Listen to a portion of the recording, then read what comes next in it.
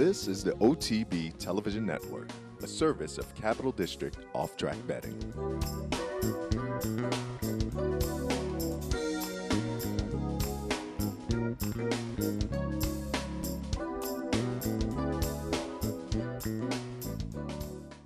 Good morning and welcome to Racing Across America, Friday morning opening day at Saratoga, and we are again live from the backstretch. Happy to be joined this morning by NYRA's Eric Wing.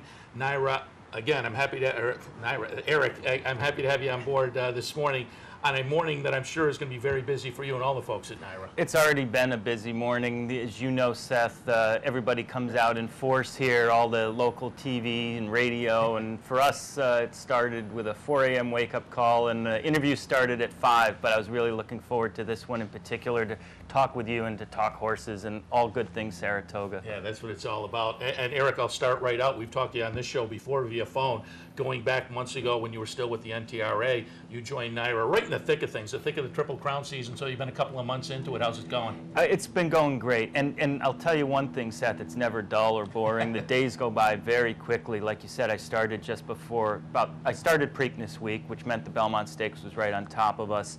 And you know, once the Belmont Stakes ends, it seems like Saratoga is right around the corner. So if I were going to point to two things that were extra exciting just about coming to NYRA in general, two of them would be the Belmont Stakes and Saratoga, and here we are. It's already upon us. Right on the cusp of both of them. And your title is? I'm the Director of Communications and Media Relations. And you had an able body filling your position at the NTRA, Jim Mulvihill from Fairgrounds. Terrific guy. He's been at the Fairgrounds, as you said, for a long time. And, you know, whenever you leave a place, I have many great memories and great friends back at the NTRA, and it just makes you feel good to know somebody good is sitting in your chair. Absolutely. Jim was a regular on the show during the winter, too, talking Fairgrounds with us.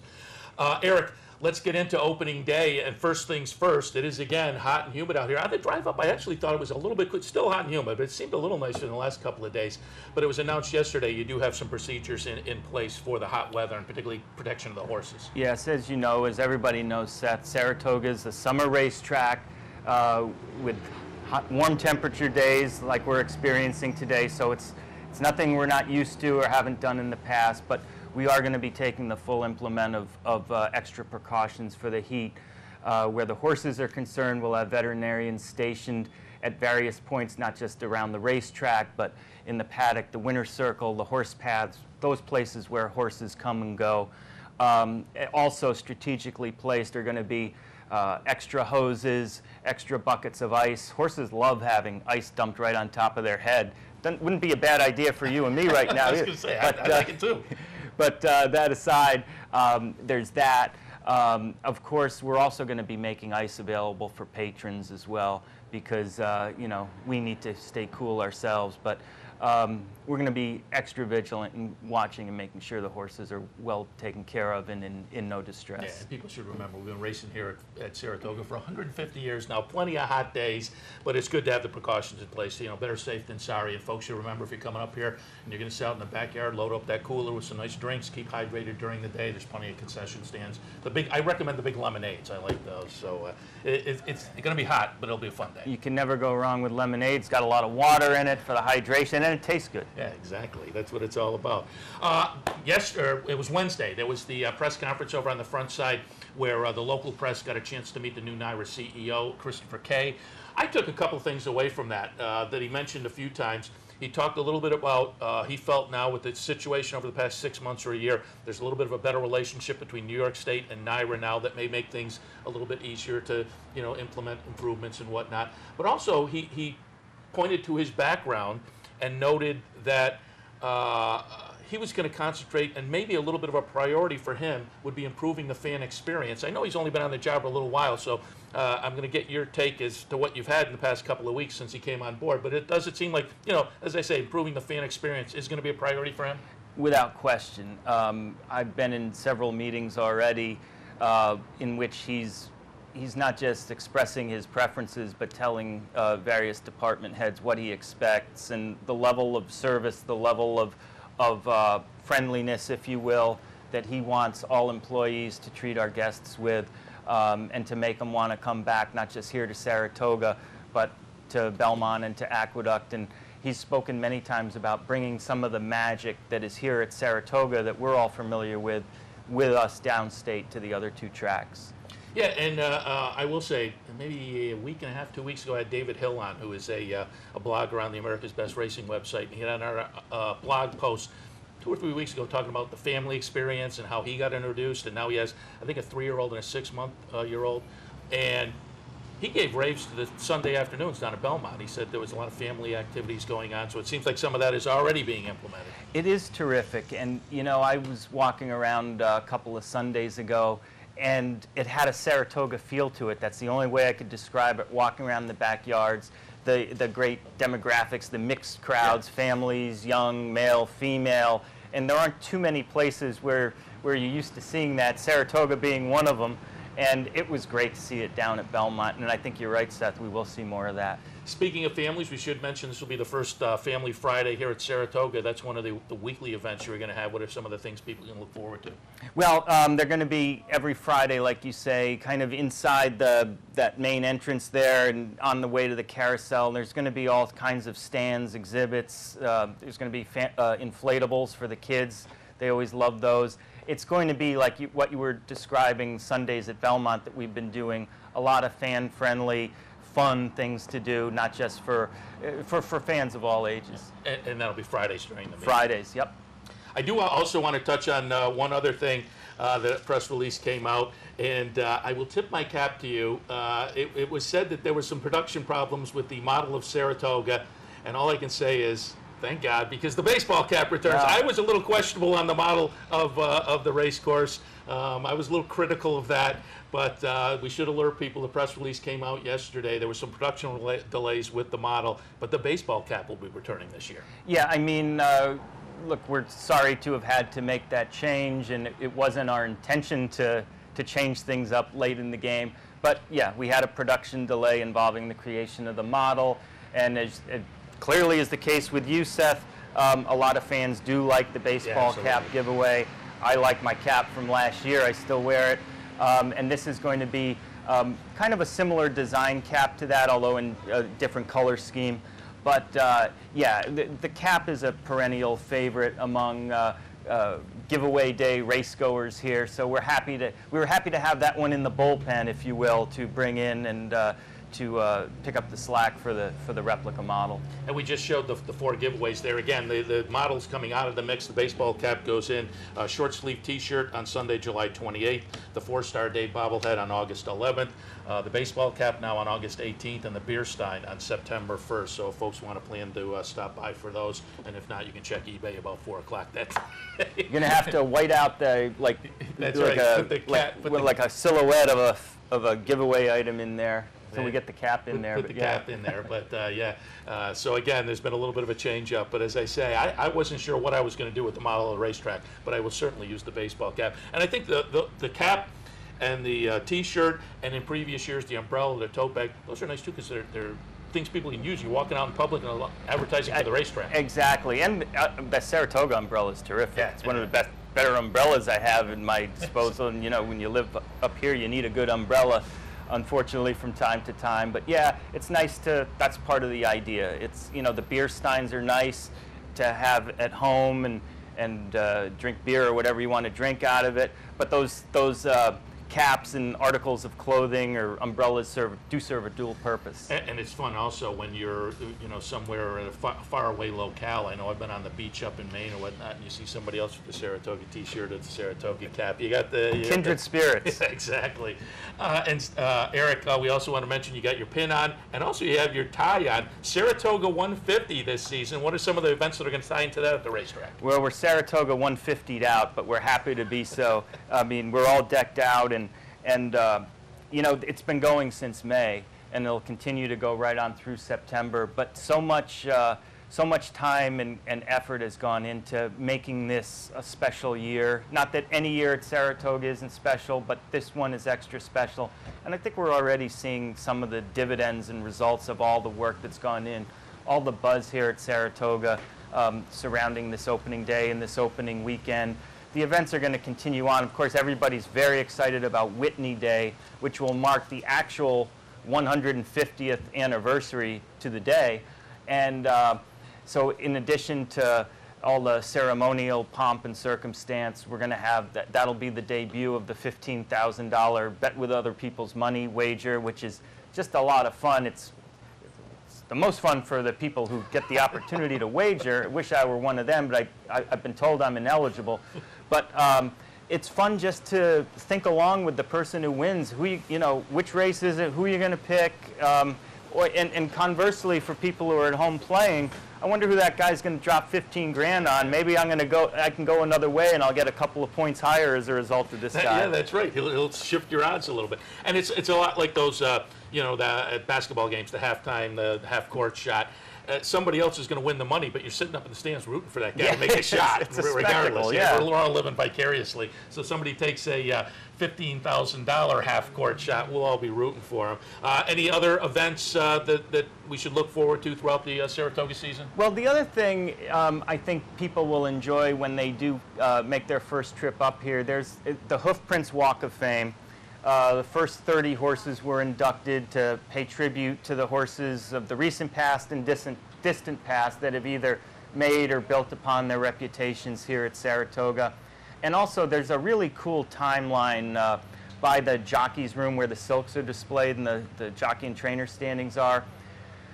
Look, none of us were here 150 years ago, but we all love Saratoga, so it's fun to kind of visit. It doesn't take a lot of time, but you can kind of go at your own pace to read through the various key points in Saratoga history and just get a little bit smarter on a topic that we all know and love. Absolutely.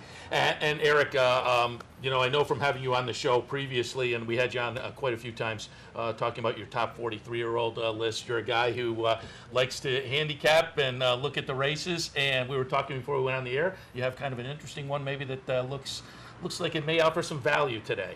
I'm going to try to start with a bang right out of the gate. That. I mean, this is no place for the meek of heart. In the first race at Saratoga, I'm going to make a little win place bet on number 3, King of the Bluegrass, who I see is 30-1 on the morning line. Those numbers are always welcome in my mind because you don't have to win very often to turn a profit. But when you look at Minister Colin, who I believe probably won't be the favorite, but might be the second choice, to me this horse compares very favorably to Minister Colin based on their previous, on their race against each other 2 back. Also some of the company lines with horses like Rustler Hustler in there that King of the Bluegrass has been very competitive with.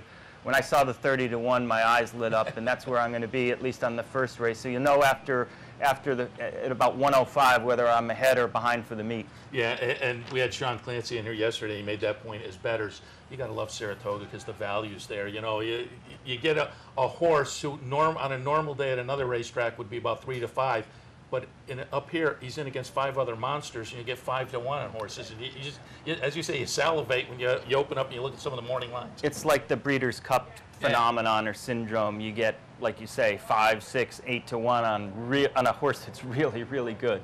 Yeah, and just before we let you go, equine side, I've said for the last week or so, I think the stories are great. The divisions are wide open. I think the human stories, Ken Ramsey, Mike Rapoli, the jockey race is going to be good. What are you looking forward to over the next 6+ weeks? Well, on those scores, Ramsey says he's loaded for bear, and he will stop at nothing to win the owner's title. I think you got to give Velasquez and Castellano the first looks on the jockey standing list just because of how many they're going to ride for Todd Pletcher, who's got the numbers. Other than that, what I'm looking forward to, Seth, I always envisioned spending an entire meet here at Saratoga. I thought I would do it someday when I'm an old man. I'm doing it earlier than I expected. Granted, I'll be working, but there's no place in the world I'd rather be working than right here, right now. So it's just a 40-day continuum that's really got me excited. And as you've noted, you said you were over with the press on the opening day over there, and that's what's nice about Saratoga. It's great racing. It's great to be at the track. But it's the atmosphere around the track. You're sitting at dinner, and the people next to you are talking about the Daily Double the next day, and you open up the newspaper, the Pink Sheet here locally, but all the local newspapers have coverage, and all the local television stations virtually every night. So again, it's fun for us. It makes things busy for you certainly, but as you say, it's great to be in Saratoga and get paid for it. I was at Andy Serling's radio show, which Capital OTB sponsors last night over at the Parting Glass, and it's exactly what you were just saying. the night before opening day. It's almost like Christmas Eve. Dale Romans is there, Rajiv Miraj, Tom Durkin, other people who weren't on the show. It's it's like horse player heaven here.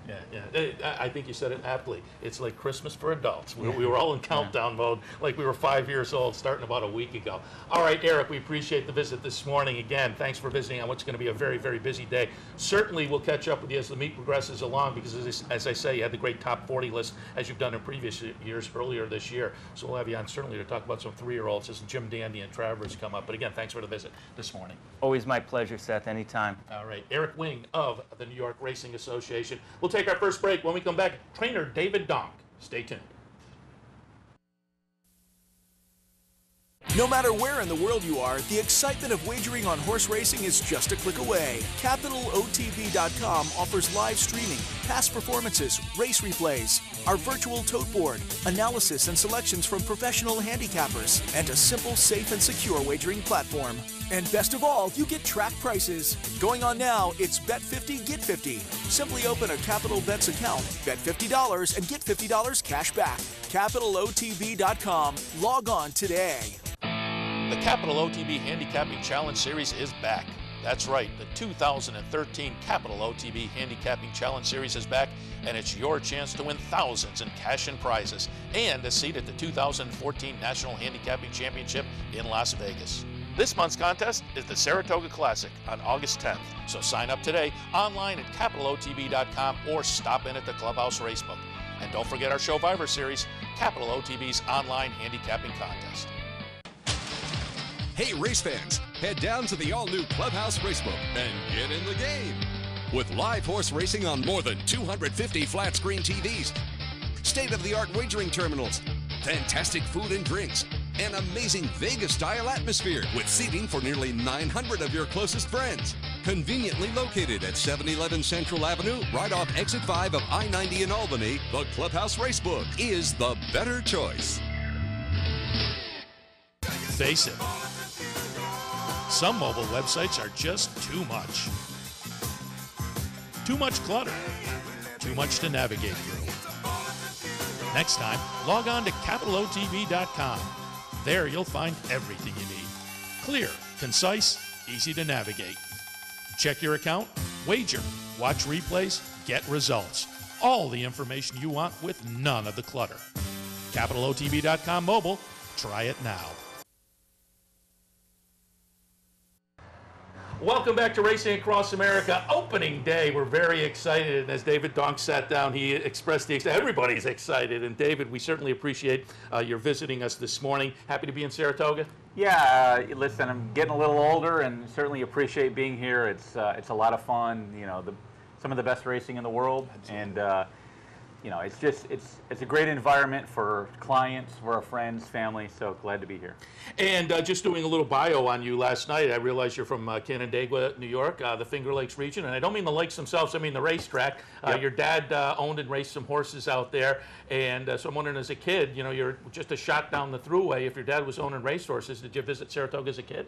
I tell you a short story. My mom and dad came here every year for a week with friends and never brought us. Oh. And the first time I came here, I was 19, and I had just had my trainer's license, and I had a few horses from my dad, and I brought a horse here to run. And that's the first time I came to Saratoga, and recently I saw that I do have the program for that. So, nice. You know, and it's something that I thought that it was my only chance to get to Saratoga, and I've been in New York the last 28 years, so things have been great. What's with your parents not bringing you? When they went on a vacation, they went on a vacation. Yeah.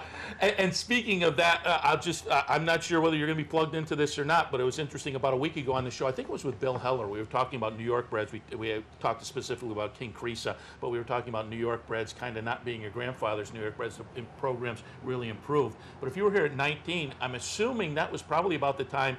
I'm wondering if you were either here or as a Finger Lakes guy, it made news, because I think the foundation for the New York bred program was when Fiorito won the 1981 Whitney after breaking through the gate. He won with the Les Whitney, Hewlett on board. With Les Hewlett. Les is from Utah, longtime Finger Lakes rider, leading rider. Mike Farrow had the horse, and yeah. And I'll tell you, and when I came at 19, the reason I came, it was a 4-week meet. There was one maiden New York bred race for Colts and one for fillies. And the fillies was first, and I didn't get in. And I ended up running a filly against the Colts. But they only wrote one maiden New York bred race the whole meet. So things have certainly changed in the New York a bred lot. program for the better. Yes. Yeah, they're out there knocking And heads with top company. You know, and we talk about it with the politics. It's a lot bigger than just us here. It encompasses the whole state, all the farms and the New York breeders. And you know, I'm glad to see that, you know, they can make a living now and survive and do well, and the New York bred program can flourish. Yeah, absolutely. And speaking of New York Reds, let's turn our attention to the undercard stakes race today, where you have a really hard knocker in there. It's the state bred on the bus, $100,000 going a mile and a 16th. You've got Hessenite in there. I pulled up last year's Yado. We're going to watch the stretch run here. Number 5, Hessenite, is going to get it done. Ramon Dominguez was on that day. Unfortunately, Ramon not available anymore, but you will be ably substituted by John Velasquez today. But I pulled up this race because, again, we're going to watch number 5, Hessenite, get it done. Really kind of a horse for a course. And I'll ask you, David, Hessenite, really consistent over the career. And I love horses like this. 21 starts, 10 wins. She's won almost half of her starts. However, 2 off-the-board finishes in the last 2 starts, which she hasn't done previously in the career. Comes back up to Saratoga today, where she's run very well in the past, and moves in against state bred. So I assume you're looking for kind of a rebound this afternoon. Yeah, you know, in short, the New York Handicap had a lot of hopes running back in it after winning the Beaugay. You know, and Junior just kind of rode her the opposite. He rode her the time before and let her see daylight down the backside, and she took off. And it's funny because Angel Cordero told me, listen, Ramon's taught this filly how to run. Covers her up, makes one run. Very European style. At Philadelphia last time, I don't know, it was a very, very humid day. She didn't handle it, and she was very listless. And so I'm going to draw a line through it. I'm obviously a little concerned because it's going to be very hot today, but I think we're going to get a good breeze and not quite as humid. You know, we are backing up a little bit in class. At the same time, 100,000 to 100,000, they don't give it to you. So, you know, she's going to have to bounce back, and she has run well here, and she seems to be really well. She's sharp this morning, so I'm very hopeful that we can get back on track. And as I understand it, you maybe have already accomplished some goals this year in that the owners were thinking about perhaps selling this horse, and then you kind of stayed on the track looking for a graded stakes win. And as you mentioned in the Beaugay earlier this year, did get that graded win. Yeah, that check. You know, we checked that box off. So, you know, listen, you know, love to get back on track today. We'll see. Proof's in the pudding. You know, and then they'll have some options from here, but. Yeah, she's a filly with a lot of pedigree on the dam side. She's quite valuable, and it's great to have her back this year, but hopefully we can start the meet off the right way. Yeah, and the dam has produced some nice runners in both Australia and England, I believe. You know, as the career ends and you do look at sales, would overseas be in the picture, do you think? I think most likely there's been a lot of Australian, New Zealand interest in her, and you know, she'll probably go that way. Maybe she'll get bred to Animal Kingdom. There you go. That would certainly knock up the whole New York bred program a little bit, seeing a New York bred wind up with the Animal Kingdom. Let's shift our attention now. I want to take a look at a horse that was a little earlier in your career. I'm assuming this is probably the best horse you've trained, Awad? Obviously, it's the horse that got me started and made $3.2 million. You know, won a few grade ones. Realize now that, boy, those horses are hard to come by. Yeah. But yeah, he was a hard knocker, made over 70 starts, and just a lot of fun. We traveled around the world, went to Japan a couple of times. So yeah, this horse of a lifetime. And as I looked at the record, I was going to pull up the Arlington Million win, and I subsequently looked at the 1995 Manhattan, and so I had the guys pull that up because, wow, that is an incredible win. Yeah. We'll watch the stretch run here. And as they come off, that's Awad at the far left of your screen, making an incredible run under Eddie Maple. Blast from the past there in the blue and yellow Rye Hill silks, the yellow cap. What are your memories of this race? You know, turning for home, he's last. And, you know, it was, I've got chills watching it now. It's just an unbelievable run, and that was his style, and just those heart-stopping finishes. And, you know, we were very fortunate. He won the Manhattan, the Sword Dancer up here. He won the Million. He was second in the Million, and you know, he was just a really, really cool horse to be around. And as I say, it was in the Rye Hill colors, bred by Rye Hill, and I think the sire Caveat, and I think that was a Rye Hill runner too. Jim Ryan bred and raced Caveat. Woody had Caveat. He won. I was going to say, so did you wind up with AWOD through your kind of connection through Woody over the years? No question. It was association with working with Woody, and when I went on my own, I got a couple of horses, and then Woody retired, and I still have the odd horse for Jim. Once in a while, he plays around with one. We spoke with him the other day. He's excited. He's got a yearling coming up, so you never know where they come from. Yeah, there you go. And tell us a little bit about that. I mean, Woody Stephens, certainly an icon in New York racing with that incredible string of Belmont Stakes win. Were you on board for all or part of that? I was there for the last two, and you know, the biggest break in my career, obviously, is to go to work for him, and came from Finger Lakes and went there. So it's a big leap forward. Just a phenomenal person. And you know, he ate, he breathed, he loved horses, and he loved the game, and he loved New York. And you know, the game's a little bit different now. He never carried more than 36 horses, and you know, the game has changed that way in the size of the stables. You know, one of the most important things he taught me was, you know, one of the things is he loved the media. He was really good to the media, and it didn't matter how small or how big somebody was. And you know, he was a great spokesman for the sport. And listen, I worked for him 5.5 years until his health wasn't well. I would have stayed there 20. It was a great time. You're around great horses, great people, and you know, I was very fortunate. Yeah, and you know, I talked about the string of Belmont Stakes wins, which is certainly, you know, a record that I think would be hard to be broken, certainly. Yeah. But even more remarkable was that quick turnaround from the Met Mile to the Belmont Stakes. That win, which was it 5 days? 5 days, Monday to Saturday, and you know, he trained with a lot of confidence. You know, he knew his horses, and obviously, you know, he made a lot of right moves. And yeah, that's a phenomenal feat. Yeah, it's incredible. And David, you are, as you say, been based in New York a long time. You're on the board of the New York Thoroughbred Horsemen, correct? Yes. And so just let me ask you some questions about state of New York racing. Things have changed up at NYRA. Obviously, Christopher Kay's on board now. Things have been in turmoil a little bit. It seems like there's maybe a little bit of optimism. Oh, excuse me. What's the feeling of the Horsemen? Yeah, you know, listen, the show kind of went on its own for the last 14, 15 months without any leadership. So it shows you what the sport can do and the kind of people that are involved. You know, there should be a lot of optimism. Obviously, the purse levels are very good. Like I said, the breeding industry is doing a lot better. You know, obviously the governor's come in and some of his own people are there, and maybe a short time, but there's a lot of good people on the board of trustees. There's no reason that it can't be run properly. You know, we all run businesses on our own, so you know, I hope so. You know, I think there's a big light at the end of the tunnel. We just need some people to make a lot of common sense moves and involve everyone. I think not to be afraid to get everyone's opinions, whether it's yours or mine or people in different facets of the game. Absolutely. Okay, David, before we let you go, just want to get back on the fun side of Saratoga and ask you, as a trainer, it's got to be great to be on the big stage, because this afternoon Hessenite will be out there in front of 20, 25,000 people, and it's just got to be fun playing on the big stage like that. Yeah, obviously when you come here, you're in the major leagues, and you know, sometimes maybe you take it for granted when you're here, but yeah, it's a lot of fun. Like I said, you see most of your clients here, your family comes here, and you know, it's just the fans are great.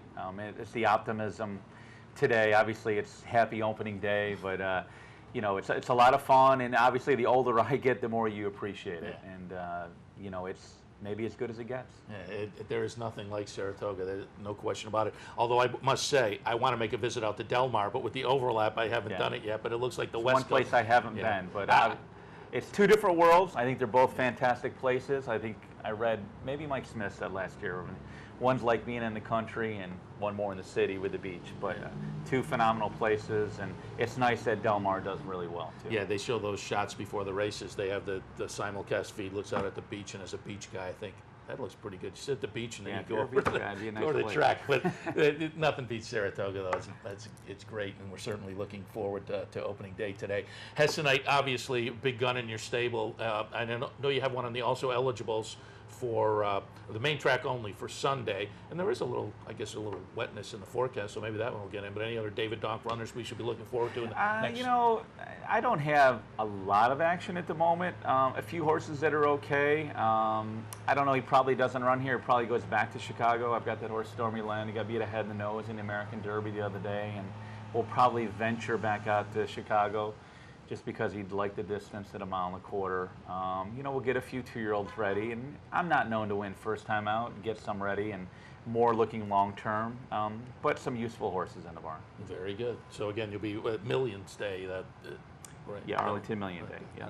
So we'll look forward to that one as well. But again, Hessionite this afternoon, who, as I say, a very hard night. I love those horses. 21 starts, 10 wins, and 14 in the money? You can't beat that. So good luck this afternoon, David. We certainly appreciate the visit. We'll maybe get you back on before the meet ends. And as I say, good luck this afternoon, as it is opening day, Christmas for adults, and we're all set for it. All right, we'll take our next break. When we come back, John DeSilva. Stay tuned. Sovereign Stable. Partnerships. Ownership. Winning. Sovereign Stable. The anticipation. The excitement. The thrill. Top level racing.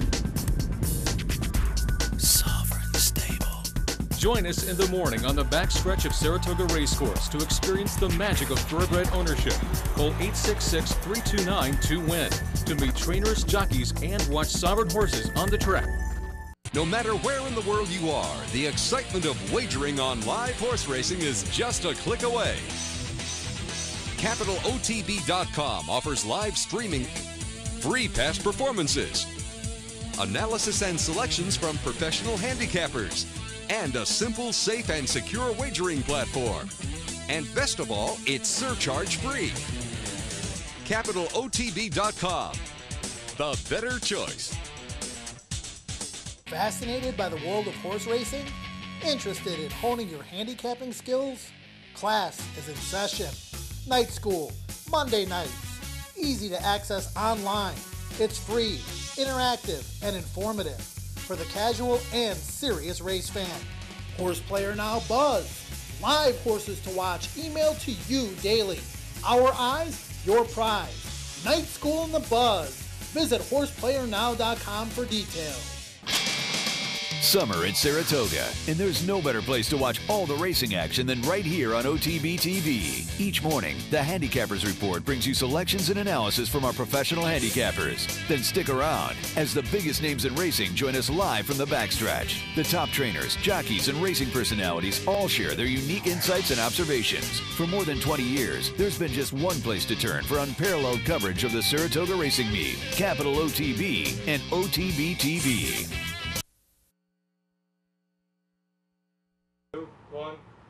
Welcome back to Racing Across America. Again, we are live from the backstretch. It is opening day. The countdown has gotten down to hours. Happy to be joined now by John DeSilva. Good morning, John. Good morning, Seth. How's everything? Very good. And we have you on because it's preview time now for John DeSilva and the $10,000 Capital OTB Bankroll Challenge. There are 100 Capital Bets account patrons that will be participating in the bankroll. However, it will be fun for people who aren't participating to follow along. You'll be here on Cut Ends on the network on Saturdays and Sundays playing the bankroll. And John, what do you have anticipated for the $10,000? Particularly as we start. You tread lightly at the beginning? Well, it's going to be interesting tomorrow because we're not sure about the weather. We don't know how hot it's going to be, if we're going to be getting rain. So I'm going to have to be a little bit careful. I may have to get a little exotic lucky at times, may do multi-race bets. I'm going to have to figure out, see what the odds look like and try to take advantage of that, because one thing about Saratoga, graveyard of favorites, but at the same time you get some tremendous value, some other trainers. I mean, you can get a top pleasure horse at 6-1. How could you say no to that? So you just have to play it by ear, see what happens. But the one thing I will say, I am glad to be doing this, because after what happened to me last month with the Post, all the messages that I got from people, all the support from people calling up the Post, complaining, I mean, it touched me, and I want to give back somehow. And to me, this is one way to give back, and I'm very happy I could do that, because who knows what else I could do to give back, but at least this is a good way to start. Yeah, we're happy to have you on board, and you can certainly give back and make 100 people happy if you kick that 10 up to like 20,000 or something. 20,000. Come on, that's too little. We need more. Come on, the more the better. We'll catch up with you about week 5 and see what's what. But I know. I may have to be running away at the end of the meet if I'm not careful. So the interesting thing though is, if I was doing this, I think I'd kind of parse out equally on weeks and hope you kind of get some momentum going in the first week, and then you can kind of expand out a little bit. The trouble is, just in normal betting, first week or week and a half at any meet, you're kind of feeling your way around. You know, what's the track bias? Who are the human elements that are going to be hot or cold? So it's going to be kind of interesting. Yeah. Again, are you going to tread a little bit lightly and just kind of get a feel for some of that stuff over the first couple days? Well, I have a couple of trainers I will be following, a couple of trainers I will be avoiding. I'm not going to make that publicly so they don't run me over on Broadway. And same thing with jockeys too, you know, because you look at it, you got some hot jockeys, you got some jockeys who may get discovered because once you get the momentum, see, that's the key with Saratoga. You need to get off to a good start. Because if you don't get off to a good start, it's going to be a disaster. I mean, we had Rosie last year. She started off good, then she had a little bit of a mini slump. She finished off strongly. I think she's going to have a much better meet this year. And she's got a lot of Kentucky business to go along with the New York business she had in the past. So that 0-46 she had last year, that's not going to happen. I could see her definitely fighting for the top 5. I mean, right now, for leading jockey, for example, Joel Rosario, leading rider at Del Mar. You know, he could be the leading rider at Saratoga after today, and he could be, I think, the first in history to win the first race at Del Mar and Saratoga at the same year and be leading rider at the same time. So he'll be fighting with Castellano and Johnny V, but you never know. I mean, Sean Bridgerhand, leading jockey at Churchill Downs, he might come back with a good, strong meet, especially he gets some of his New York business back. So it's going to be very interesting. With Ramon gone, unfortunately, things are wide open, and these agents and these jockeys are really going to work hard, and I'm going to have to try to take advantage of that. Yeah, and you know, you said Rosario first to win it, the opening race at Del Mar, and also at Saratoga. Well, he also had Keeneland, so he's going for a really unique triple. And in the opener today, he's got state flag. So if you're looking to play a little hunch there, Rosario could be kind of interesting. Do want to note, I didn't mention at the top of the show, Rafael Bejarano rebounded okay yesterday at Del Mar. He had 4. He did pretty good. I mean, he didn't like what he actually joked around and say, I made sure I drove Rosario to the airport, so he left town, so I have a shot to win again. You're in my house, buddy. Yeah, so he rebounded, as you know, you could expect that to happen. Jockey side, you listed the logical contenders. This year, of course, the owner's side is going to be very interesting. And there was a nice article by Bob Ehalt on ESPN.com looking at Rapoli versus Ken Ramsey. And it is on, baby. They are both shooting for it. But what was interesting, this is going to tie into the jockey's race, because Ken Ramsey has said, well, I want Rosario on my horses because I want him ride for me, not against me. Well, here's the interesting thing. Ramsey, one of his main trainers is Mike Maker. Yeah. Mike Maker's assistant, Joe Sharp, married to Rosie Napravnik. Oh. You know, so it's like, oh, okay, little interesting situation. Because if he runs Rosario there, you know, it's like, okay, but how about getting my wife in there once in a while? And they had a lot of success in Kentucky. So, but the thing with Ken Ramsey, he's got so many horses, so many kittens. You know, you'd think he had a litter all the time. I mean, it's just unbelievable. And I think he will win the owner's title because he just has numbers, not just with Mike Maker, but he has 9 2-year-olds at Todd Pletcher. It's like, we all know Todd with 2-year-olds, how tremendous they are. So even if only half of them produce, that's a tremendous number. Yeah, and it's been amazing. You know, won the title at Keeneland, won the title at Churchill, but he had a pretty big day out at Arlington, a preview day last week, and he's got a nice filly in the Arlington Oaks this weekend. Ken Ramsey, I'm speaking of. So, you know, he's doing it all over the place, and it's going to be a fun owner's battle as we... and you're going to see him leading every horse into the winner's circle like he always does, because that's the Ramsey tradition. And also in that Ehalt article, Rapoli is saying, the way I see it, to the Ramseys, this is like a 7-game series. They won the first 2 games. I've won the last 3. And now they're determined to win Game 6. If they do, there's going to be a great winner-take-all Game 7 next year. So Rapoli looking at it in kind of a 7-game playoff series scenario analogy. Yeah. And as I say, it's on. Yeah, and the key is going to 2-year-olds. Yeah. Because they both have a lot of 2-year-olds, and Rapoli, he's got some nice stake horses. He really doesn't have too many claimers unless he drops them down, while Ramsey, the man will claim. I mean, you will see in the past performances, a horse that he lost, he'll claim it back 1 or 2 races later because he just loves it so much. He loves the action.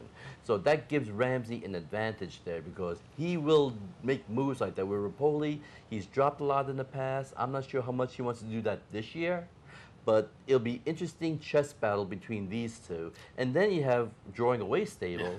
That's really going to be interesting to see what they do because they had, I think, 26 or 27 at the recently concluded Belmont meet. Jacobson broke the record for most wins at the Belmont meet for a trainer. Normally, that type of stable doesn't do well at Saratoga. But then again, you're not supposed to do what they did at Belmont. So who's to say that they're not going to break the rules again and make it a 3-way battle instead of a 2-way battle? Yeah, and again, that adds now to the trainer side of the stories with Jacobson. As you say, it's hard for a claiming trainer to step up because especially with the 2-year-old races at Saratoga, Pletcher's has such an advantage, but that's going to be fun as well. So I've talked about it now. And I do want to mention also, since we brought up Ken Ramsey, because we talked about it a couple of days ago, as we get to opening day, it's always a good idea to reiterate it. If you're a person who handicaps, normally you don't look at the owner. And normally when you see a horse taking a drop off a claim or a few races after the claim, there's that drop, there are red flags racing. Well, pay attention to the owner because if it's Ken Ramsey taking that drop, he's looking for the W. He's not necessarily looking to get rid of the horse. So just as a handicapping angle, those red flags that normally might be raising, a little bit different in the scenario when you're talking Ken Ramsey. And same thing last year with Rapoli. When he would drop, some people thought there was a problem, but he was so determined to win that title, he made moves like that just to make sure he can get enough victories because he still had the sour taste in his mouth when he was 0 for the meet a few years ago, and he was determined never to let that happen again. Yeah, absolutely. All right, John, let's take a look before we go to the break. Some of the racing this afternoon, I just got a couple to take a look at. I wanted to pull out one. My selections are available on equidaily.com each and every day. Of course, I'll be doing the Handicappers Report here on the network a couple times a week, and you can find the selections those days on the Capital OTB site as well on the printable sheet. But I had one that I found a little bit interesting today, 5-1 on the morning line, the number 1 horse, I'll Call. And I'm going to look at the race from June 17th, the last race for this horse, stretch run down at Parks, going 1 1/8 on the turf. I'll Call is the number 9 horse and is going to just miss under Edgar Prado. Going to get beaten by the number 8 Fessed Up. That day, I'll Call was the 1-5 favorite. Again, he's going to wind up a neck back in second. And we're looking at the number 9 horse in here, I'll Call. Just going to miss the win. That was the the first start of a little bit of a break. But what caught my attention is Augustin Stable. And John, over the past number of years at Saratoga, I love Augustin when they ship up to Saratoga, particularly from the Mid-Atlantic circuit, Delaware or maybe Maryland. But I'm going to count Parks in my mix for this race. Normally, I'm a little more on board when their other trainer, Jonathan Shepard, is training, but Graham Motion is certainly a very capable guy. But in the first race, I found I'll Call a little bit interesting. Well, the one thing you have to look at with Graham Motion training is look at the date. It's June 17th. That was right after Royal Ascot. And Motion had been going back and forth, because, he was running, out there with Animal Kingdom. So now that he's back, he does have capable help, and he has a tremendous staff. But it's always better when he's there focusing full time. And I think now with this little bit of a break, that he's able to focus. That was a state bred race, by the way, and Pennsylvania does have a good state bred program, not as good as New York, but still pretty good. But I'll Call, I think, will improve off that. And you have to wonder, first time on the grass for this meet, virgin turf, as some people would call it, could it be speed favoring? It could be. Drawing the rail, you have Edgar Prado, keeping them out. It's going to be interesting to see, especially this hot weather, where it's really making it a hard turf. Could that help the speed? I mean, in this race, I thought there might be a lot of speed in the race, and I went with number 12, Hardest Core. Granted, is post 12, Louis Saez, who had a tremendous meet. First time for Saratoga for him, and then got Kieran McLaughlin training. But this is horse who ran second last time out. If there's enough speed in the race, maybe it could settle for Hardest Core, but I think the tactical speed improvement that he showed last time out will help here. But also pay attention to the odds because, like I said, Rosario's going to take money, I'll Call could take money, Hardest Core to take some money. Even if you look at a horse like Royal Blessing, Tommy Albatrani, look at the race 2 starts back, 36-1. breaks his maiden, and then comes back at 3-1 and was able to win. So who's to say that this horse really isn't a very improving turf horse who could be bet? So I'm not sure who's going to be the favorite yet. It's going to be wide open, but I'll tell you, I can't wait to look at the board and maybe use a few horses in the wheel going to the second race. And you make a great point about the turf course. It's probably a good idea, as I said earlier, just in general for me the first couple of days at any meet, just to kind of get a feel for things. But the turf course will be interesting because the amount of rain we had earlier. Now the humidity, I'm going to be interested to see what does happen out on the turf course. 90s today, folks. Yeah. It's going to be, I mean, I know it was 100 at JFK at one point yesterday, and it was pretty close to that with the humidity. So definitely favor the speed a little bit today. I'm not sure, unless you're really that much of a quality horse, that the close is going to be a disadvantage today. All right, we'll take our next break. When we come back, we'll take a little look at the Schuylerville and maybe a couple of races for tomorrow. All of that coming up when Racing Across America continues. Here in upstate New York, no one provides bettors with more wagering options than Capital OTB. Our network of branch and easy bet locations stretches from the mid-Hudson Valley all the way to the Canadian border and west to central New York. So whether you need to place a bet, fund your Capital Bets account, or watch the next big race, all the action is just around the corner. A full list of our branch and easy bet locations can be found online at capitalotb.com. Capital OTB, the better and most convenient choice for wagering in upstate New York. Face it, some mobile websites are just too much. Too much clutter. Too much to navigate through. Next time, log on to capitalotb.com. There you'll find everything you need. Clear, concise, easy to navigate. Check your account, wager, watch replays, get results. All the information you want with none of the clutter. CapitalOTB.com mobile. Try it now. The Capital OTB Handicapping Challenge Series is back. That's right, the 2013 Capital OTB Handicapping Challenge Series is back, and it's your chance to win thousands in cash and prizes and a seat at the 2014 National Handicapping Championship in Las Vegas. This month's contest is the Saratoga Classic on August 10th, so sign up today online at capitalotb.com or stop in at the Clubhouse Racebook. And don't forget our Showviver Series, Capital OTB's online handicapping contest. No matter where in the world you are, the excitement of wagering on horse racing is just a click away. CapitalOTB.com offers live streaming, past performances, race replays, our virtual tote board, analysis and selections from professional handicappers, and a simple, safe, and secure wagering platform. And best of all, you get track prices. Going on now, it's Bet 50, Get 50. Simply open a Capital Bets account, bet $50, and get $50 cash back. CapitalOTB.com. Log on today. Welcome back to Racing Across America. John, let's get right into it this afternoon. The feature race is going to be, there's 3 stakes on the card today, but the feature is going to be the Grade 3 Schuylerville. This is going to be a really interesting race. As David Donk went off the set, he was looking over our shoulder at some of these horses. And, there's some hard-knocking horses in here. In that 2-year-olds, they're always interesting this time of year. And a stakes race like this, they're lightly raced, which makes them more interesting. There's a lot of upside potential. I pulled up some video of Brazen Persuasion.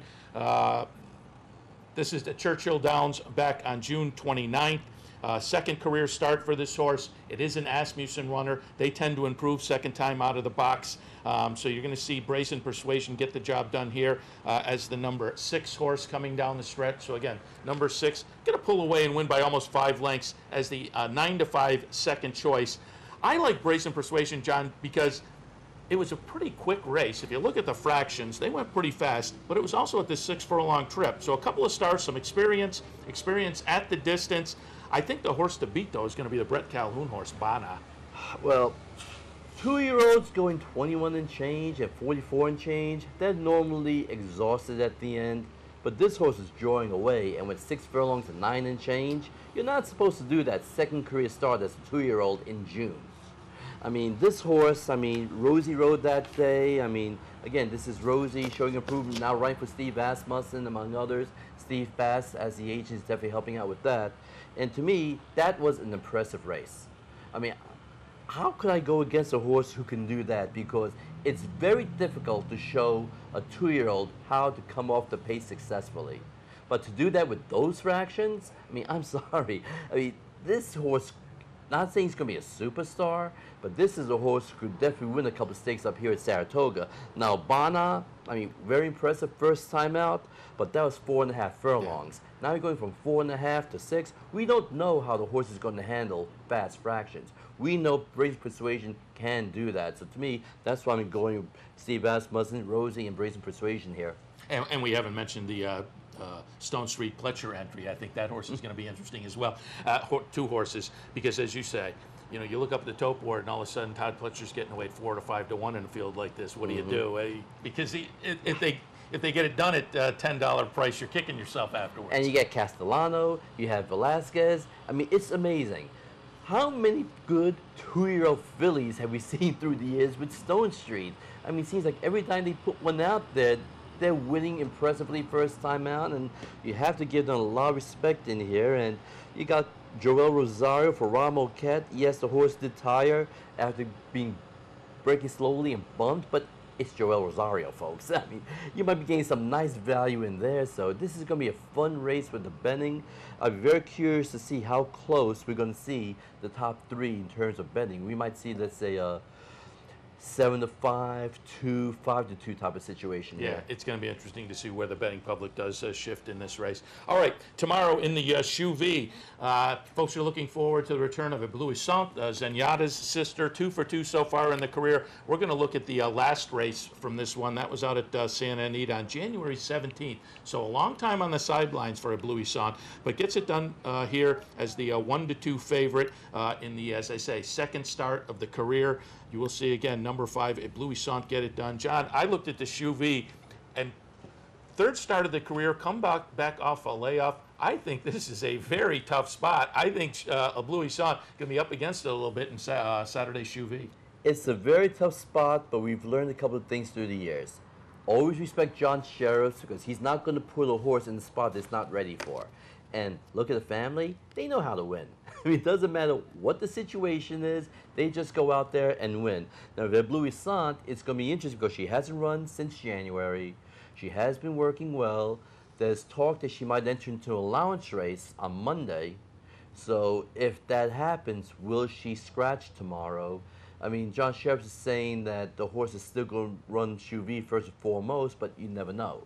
So to me, would I bet Eblouissant?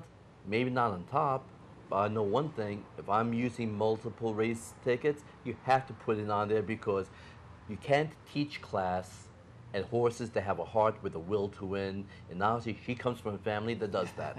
Yeah, no question about it. And again, she hasn't defined her ceiling yet either, so it will be interesting to see if she does go tomorrow. And by the way, we have John Sheriff's scheduled for this show on Monday morning. Finally, John, we got a couple minutes left. Just want to touch on the coaching club, American Oaks. I pulled up a little video just because I thought this was kind of interesting. My Happy Face is going to run for Chad Brown and Michael Dubb. This is kind of interesting because this is a horse that has done well here at Saratoga in the past.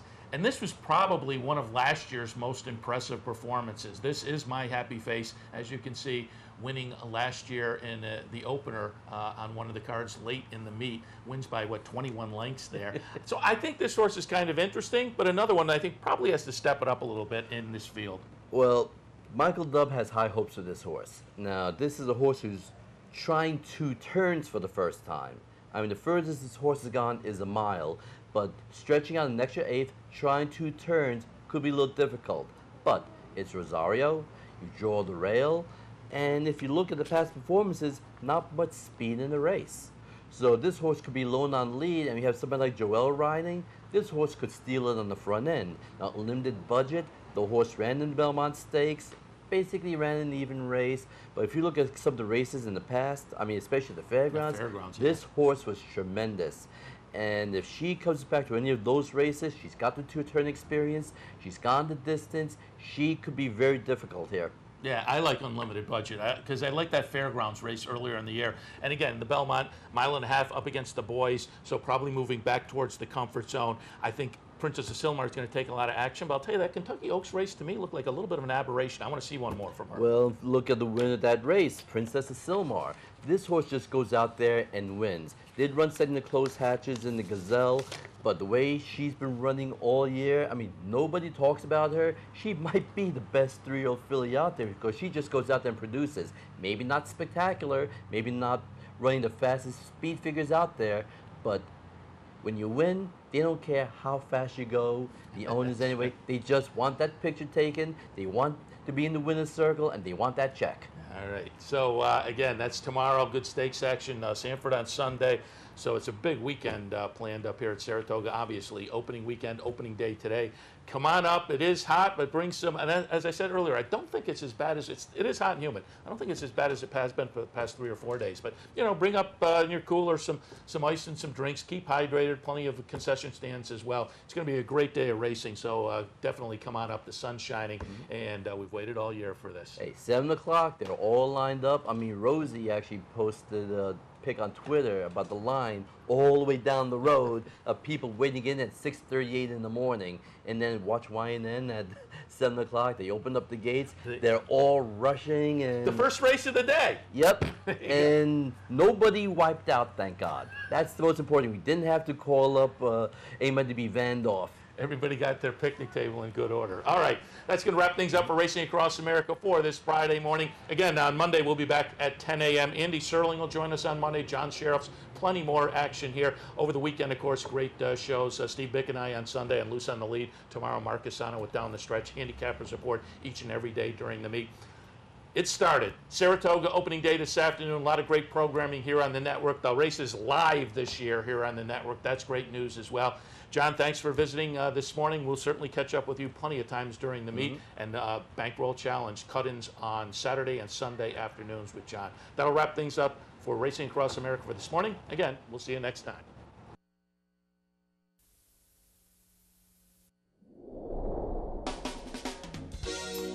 You're watching OTB TV, a service of Capital Off Track Betting.